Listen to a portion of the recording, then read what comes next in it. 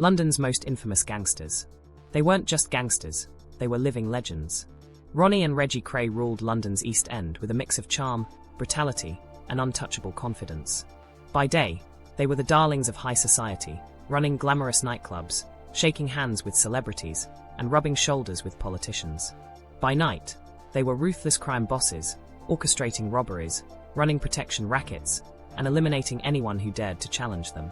For years, the Krays controlled London's underworld, creating an empire built on fear and violence. They were respected, feared, and even admired. The newspapers painted them as Britain's answer to the American Mafia, suave, sophisticated, yet dangerously unpredictable. But behind the tailored suits and polished smiles was a darkness that couldn't be ignored. Ronnie's explosive temper and Reggie's cold precision made them one of the deadliest duos in criminal history. And yet, despite their power, they believed they were untouchable. That arrogance would be their undoing. As their crimes escalated, so did their enemies. They made one fatal mistake, thinking their reputation alone would protect them. But when the law finally caught up, their empire came crashing down in spectacular fashion. So how did two brothers from London's East End rise from street brawlers to the most feared gangsters in British history? And what finally brought their reign of terror to an end? Let's go back to where it all began. Ronnie and Reggie Kray were born on October 24, 1933, in Hoxton, East London, a tough, working-class neighbourhood where survival meant knowing how to fight. From an early age, the twins were inseparable, bound by an almost unbreakable loyalty to each other. They weren't just brothers, they were a force of nature. Their father, Charlie Kray Sr., was a hard-drinking man who often dodged military service, leaving their mother, Violet, to raise them. And if there was one person the twins worshipped, it was their mother. She saw them as special, above the rough streets they grew up on, and she spoiled them like princes. That fierce maternal protection gave them a sense of invincibility, a belief that they were destined for something greater than the small, grimy streets of the East End. As teenagers, the Krays found their first true passion, boxing. Both were naturally gifted fighters, and in the ring, they channeled their aggression into something powerful. Reggie, in particular, showed real promise, with a sharp technique and a killer instinct. But their tempers always got the best of them. Street fights and brawls became a regular occurrence, and soon, their reputation stretched far beyond the boxing clubs.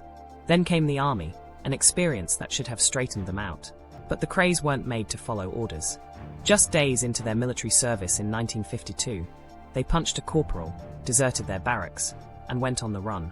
The army eventually caught up with them, court-martialed them, and threw them into a military prison. That only made them worse.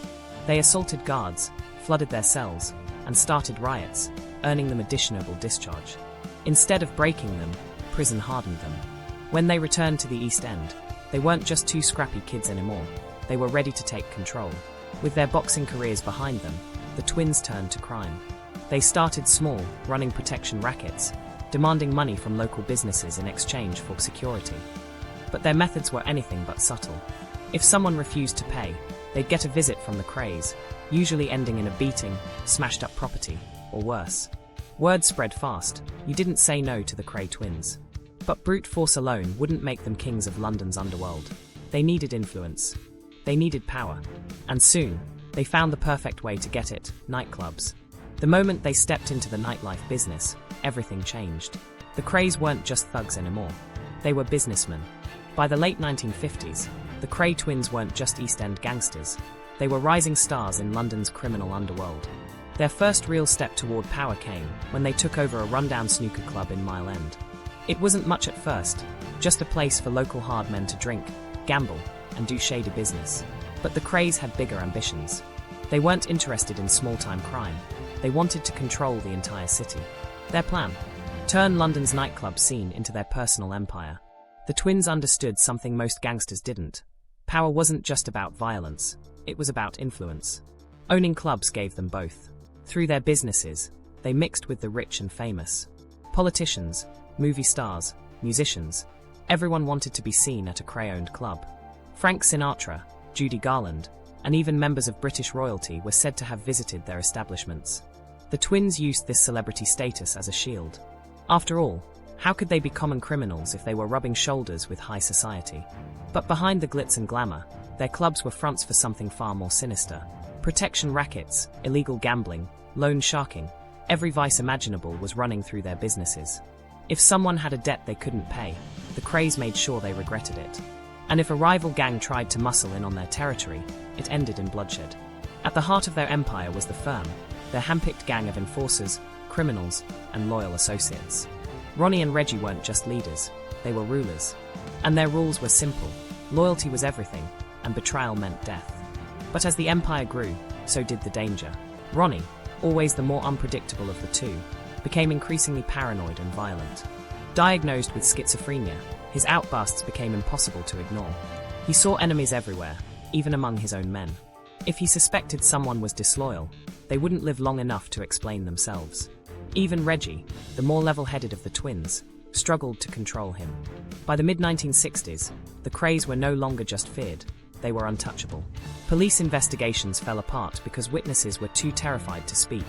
Even Scotland Yard, the most powerful police force in Britain, struggled to bring them down. But all empires have their breaking point. The Krays had built their kingdom on fear, but their own arrogance would lead to their downfall. They thought they were above the law, above consequence. But one night in 1966, Ronnie Kray made a mistake so reckless, so public, that even their power couldn't protect them. And it all started with a single bullet. By the mid-1960s, the Kray twins had reached the peak of their power. They controlled clubs, rackets, and the criminal underworld with an iron grip. But their growing paranoia and thirst for dominance would soon drive them to make the mistakes that would ultimately destroy them. The first came on March 9, 1966.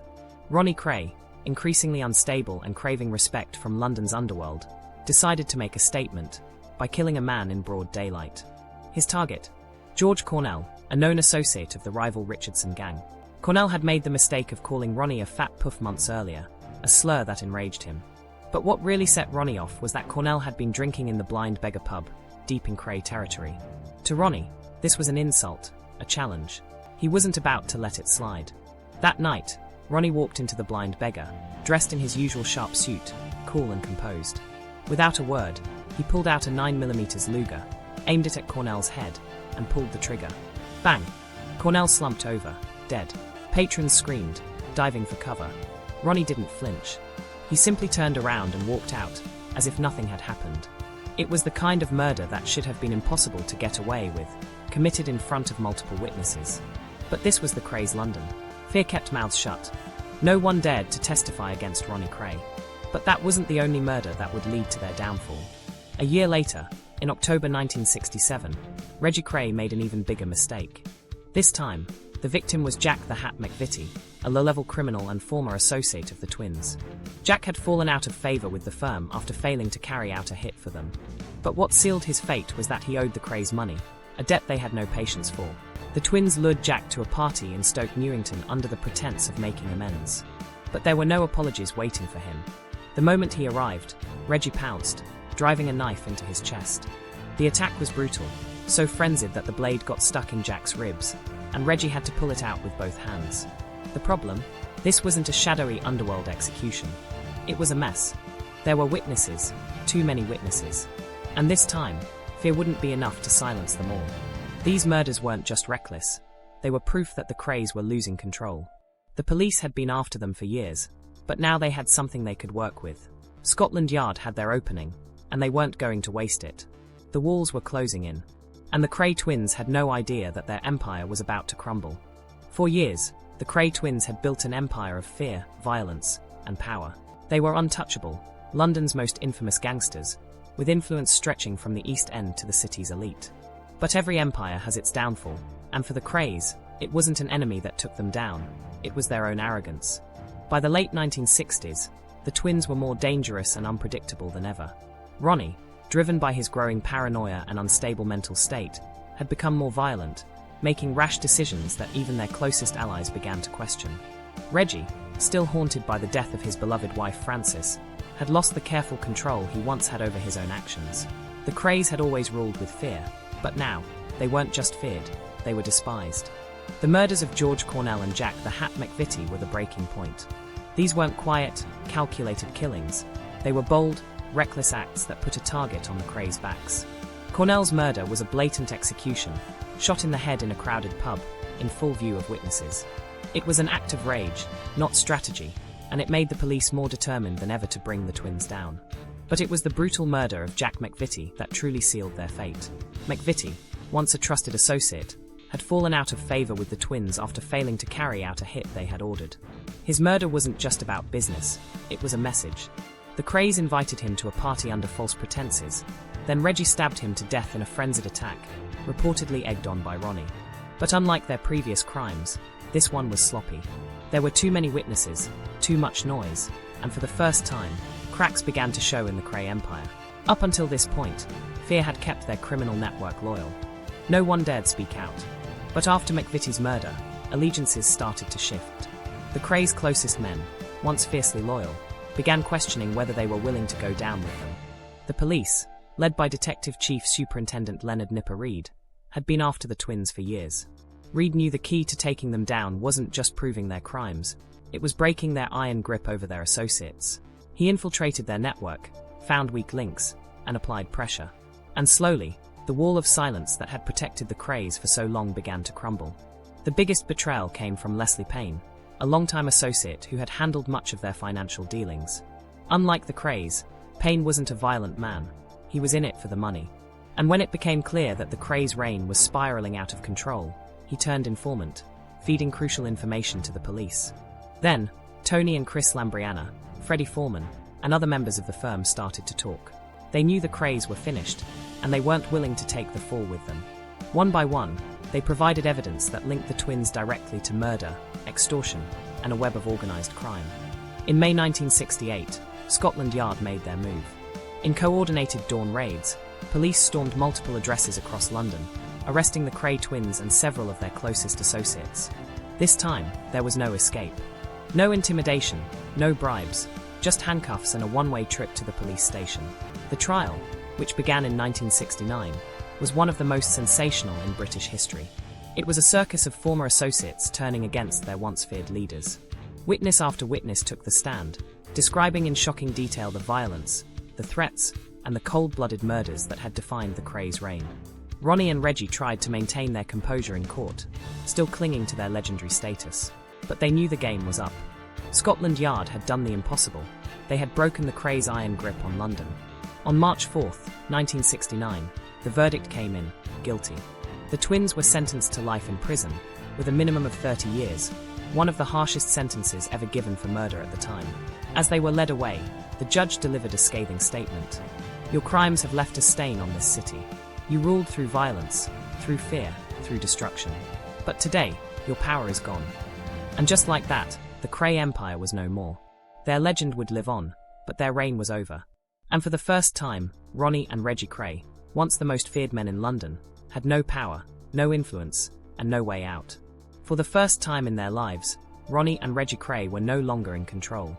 No more bodyguards, no more fear-stricken associates obeying their every command. Just cold prison walls and the harsh reality that they would spend the rest of their lives behind bars. The sentencing in 1969 marked the end of an era. The Krays had once ruled London's underworld with an iron fist, but now, they were nothing more than prisoners. Their old world, the clubs, the celebrities, the power, was gone. And worse, they had been separated. Ronnie, whose violent outbursts and erratic behavior had worsened over the years, was quickly deemed too unstable for a standard prison. He had long suffered from paranoid schizophrenia, though his mental illness had gone largely unchecked during his years of power. But now, in a controlled environment, there was no hiding it. Shortly after his conviction, Ronnie was transferred to Broadmoor Hospital, a high-security psychiatric facility for the criminally insane. The once-feared gangster was now heavily medicated and constantly monitored. Without the ability to intimidate or order killings, he became a shell of the man he once was. But that didn't stop him from clinging to his past. Even inside Broadmoor, he acted like a mob boss, treating the institution as if it were another part of his empire. He manipulated weaker inmates, arranged special privileges, and carried himself with the same arrogance that had once made him famous. Despite his mental illness, Ronnie remained obsessed with his old life. He would speak endlessly about the good old days, often rewriting history to portray himself as an honorable gangster rather than a brutal killer. He believed that if the laws had been different, he and Reggie could have been legitimate businessmen rather than criminals. But the truth was, his days of power were long gone. In 1995, Ronnie Kray suffered a massive heart attack and died at the age of 61. His funeral was a grand affair, attended by hundreds, many still fascinated by the legend of the Krays. But in the end, he was buried not as a feared crime boss, but as a relic of a past that had long since faded away. Unlike Ronnie, Reggie Kray had years to reflect on his past. He was sent to HMP Maidstone, where he was kept under tight security to prevent him from continuing his criminal dealings. But even in prison, Reggie remained an enigma. Some believed he had genuinely changed, while others thought he was just playing the role of a remorseful man. For years, he maintained his tough guy image, still commanding respect from inmates who feared or admired him. He even continued running business ventures from behind bars, using his name to make money off his growing legend. But as time went on, something seemed to shift. He became increasingly spiritual, embracing religion and speaking openly about his regrets. He claimed to have found God, and in his later years, he gave interviews where he expressed deep remorse, particularly over the murder of Jack the Hat McVitie. "I've had plenty of time to think, and I know what I did was wrong. That's the worst thing I've ever done. I took a man's life, and for what? For nothing. Was it genuine? Or just another reinvention?" That's something only Reggie himself would know. In 2000, after serving more than 30 years in prison, Reggie was diagnosed with terminal bladder cancer. He was granted compassionate release so he could spend his final days as a free man. But freedom had come too late. Weak, frail, and a shadow of his former self, he died just weeks later at the age of 66. Even in death, the Kray twins' story refused to fade. Their lives had been immortalized in books, documentaries, and films, keeping their legend alive for new generations. But here's the real question: were they simply ruthless criminals, or something more? To many, they were nothing but murderers and extortionists, men who ruled through violence and fear. They weren't men of honor. They didn't protect their communities. They weren't Robin Hood figures. They were criminals who destroyed lives.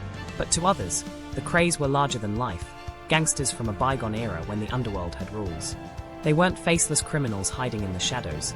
They were public figures, dressed in sharp suits, shaking hands with celebrities, and giving interviews. They lived a life that fascinated people. Hollywood certainly played a role in romanticizing their story. The 2015 film Legend, starring Tom Hardy as both twins, painted them as flawed, charismatic anti-heroes rather than outright villains. And their former stomping grounds in London's East End still carry their legend, with old pubs, clubs, and hideouts visited by crime enthusiasts. But when you strip away the myths, the truth remains: the Krays weren't heroes. They weren't misunderstood rebels or tragic figures. They were men who used violence to get what they wanted, and in the end, it destroyed them. Their empire fell, their allies betrayed them, and their final years were spent in prison cells, not penthouses. The world they once ruled moved on without them. And that's the final lesson of the Kray twins. No matter how powerful you think you are, no one stays on top forever. Decades after their reign of terror ended, the Kray twins remain two of the most infamous figures in British crime history. But their legacy is complicated. Were they nothing more than ruthless killers who ruled London through fear? Or did their charisma, celebrity connections, and old-school loyalty make them something more, folk heroes of the underworld? For some, the Krays were monsters, cold-blooded murderers who thrived on violence and intimidation. They didn't just kill, they made examples of people. George Cornell was shot in the head without warning. Jack the Hat McVitie was stabbed repeatedly in a gruesome, chaotic execution. Their power came not from strategy or intelligence, but from raw brutality. The truth is, they didn't protect their communities, they terrorized them. Business owners paid for protection, out of fear, not gratitude. Rival criminals were either crushed or killed. And those who crossed them, even over petty insults, often disappeared. But for others, the Krays were a symbol of a different kind of crime world, one that was violent, yes, but also governed by unwritten rules. Unlike today's faceless, globalized crime syndicates, the Krays were personal. They weren't just gangsters, they were celebrities. They rubbed shoulders with actors, politicians, and musicians, from Frank Sinatra to Barbara Windsor. They had a style, a presence that made them feel larger than life. To some in London's East End, they were local boys who made it big, men who rose from poverty to power. Stories circulated of them helping struggling families, giving money to the poor, and keeping drug dealers out of their neighborhoods. Whether these tales were true or just part of the myth they built around themselves is still debated. Pop culture only added to their legend. From books to films, their story has been retold time and time again. The 2015 movie Legend, starring Tom Hardy as both Ronnie and Reggie, painted them as dangerous but captivating figures, flawed anti-heroes rather than outright villains. But when you strip away the myths, the suits, and the fame, One thing is clear, the Krays weren't heroes. They weren't misunderstood rebels or romanticized outlaws. They were violent, dangerous men who destroyed lives to maintain their empire. Their downfall was inevitable. Fear can only hold power for so long. Eventually, people turn. Witnesses speak. The truth catches up. And for Ronnie and Reggie Kray, it finally did.